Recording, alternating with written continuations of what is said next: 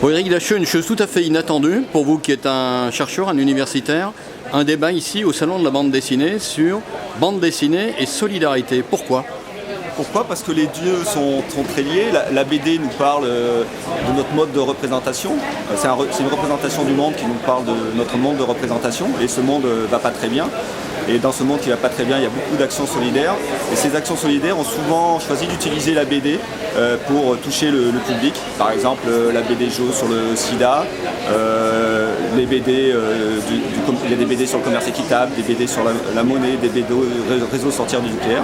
Donc d'un côté, la BD rend compte de ce monde de solidarité et d'autre côté, l'économie solidaire peut aider la BD, par exemple à travers les AMAP culturels ou le financement participatif.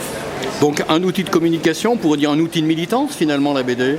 Mais ce qui est intéressant, c'est que la BD c'est à la fois un art, un plaisir et effectivement un outil de communication et de militance. Et ce qui fait sa richesse, c'est qu'elle est les trois à la fois. Si elle n'était qu'un outil de communication, ça ne serait pas très intéressant. Si c'était qu'un militantisme, ça ne serait pas intéressant. Mais c'est à la fois un militantisme, un art et quelque chose qui donne beaucoup de plaisir.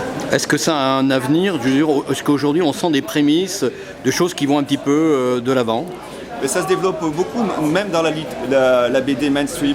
On a toujours des critiques de notre société du capitalisme. Par exemple, l'Enfeuse des étoiles ou Universal War, ce sont des BD grand public et qui critiquent le système dans lequel nous sommes.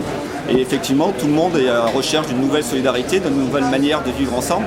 Et la BD, c'est une manière de rendre compte de manière sensible de ces tentatives de mondes autres. Et la BD peut créer justement ces mondes autres avec très peu de moyens. Ultime question, les dessinateurs de BD à part entière que sont ceux qui illustrent ces ouvrages, est-ce qu'ils n'ont pas l'impression d'être instrumentalisés lorsqu'ils participent à des travaux de cette nature, à des livres de cette nature ? Non, la plupart du temps, par exemple, de RIB avec la BD Jo, c'était une volonté, c'est une volonté de s'engager. On est artiste et aussi citoyen. Et c'est l'idée d'être des artistes engagés et de réfléchir à la société telle qu'elle évolue. Et en plus, ces gens-là ont aussi des besoins de vivre économiquement et ils cherchent un autre modèle que le modèle économique classique. Il se monte des entreprises de BD, des sociétés BD où on sait quand même qu'aujourd'hui c'est un métier difficile, qui vivent sur une dynamique solidaire. Par exemple, il y a des BD qui sont financés par ce qu'on appelle le crowdfunding, c'est-à-dire la finance participative, où des gens projettent un projet et des personnes financent le projet qu'ils ont envie.